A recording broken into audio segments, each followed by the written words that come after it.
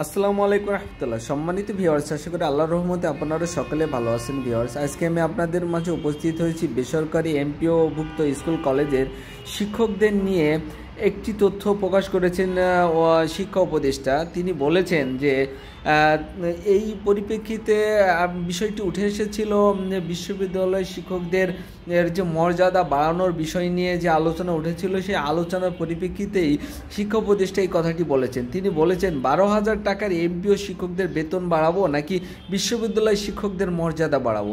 তবে এখানে বিস্তারিত আলোচনা শুনলে আপনাদের খুবই ভালো লাগবে যে এখন শিক্ষা উপদেষ্টার কথা মতো বোঝা যাচ্ছে যারা 12,000 টাকার এমপিও শিক্ষক রয়েছেন তাদের ক্ষেত্রেই মনে হয় গুরুত্ব দিতে যাচ্ছেন। এই বিষয় নিয়ে আলোচনা করব। তবে বিস্তারিত জানতে আমার চ্যানেলের সাথেই থাকুন। তবে ছোট্ট একটি রিকোয়েস্ট, আপনি যদি আমার চ্যানেলে নতুন হয়ে থাকুন তাহলে চ্যানেলটি সাবস্ক্রাইব করুন এবং পাশে থাকা বেল আইকনটি বাজিয়ে দিন। শিক্ষা উপদেষ্টা অধ্যাপক ডক্টর ওয়াহিদ উদ্দিন মাহমুদ বলেছেন, উচ্চশিক্ষার গবেষণা করতে হলে শিক্ষার বাজেট বাড়ানোর বিকল্প নেই, তবে এটা হঠাৎ করে হবে না। এ ব্যাপারে আমার মাথায় আছে যে চিন্তাগুলো, তা হলো কাদেরকে দিয়ে শুরু করব, প্রাইমারি শিক্ষক নাকি বেসরকারি খাতের এমপিওভুক্ত শিক্ষক যারা 12,000 টাকার বেতন পান তাদের এমপিও বাড়াবো নাকি বিশ্ববিদ্যালয়ের শিক্ষকদের মান মর্যাদা বাড়াবো, কোনটা আগে করব? আপনারা আমাকে এ ব্যাপারে সাহায্য করতে পারেন। তবে শিক্ষা উপদেষ্টার এই বিষয় নিয়ে একটি টনক নড়েছে যে 12,000 টাকার শিক্ষকদের নিয়েই তারা বেশি গুরুত্ব দিচ্ছেন। এখানে তাদের বক্তব্য মতে শিক্ষা উপদেষ্টা বলেন, এই প্রথম পাবলিক বিশ্ববিদ্যালয়ের ক্যামব্রিজের মতো বিশ্ববিদ্যালয়ে পিএইচডি করা গবেষকদের নতুন ভিসি হিসাবে পদায়ন দেওয়া হয়েছে, যা ব্যতিক্রমধর্মী।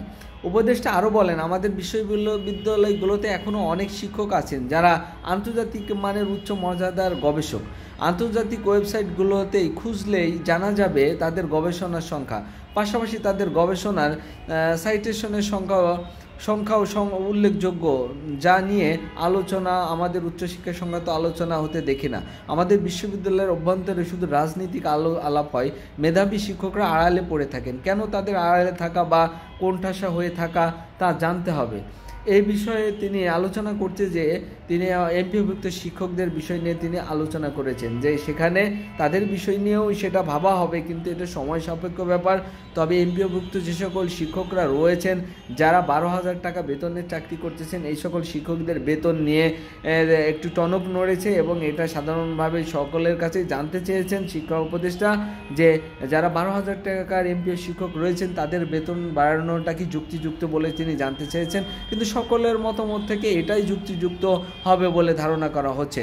যাই হোক, আপনারা যারা সাথে ছিলেন তাদেরকে সাথে থাকার জন্য অসংখ্য ধন্যবাদ।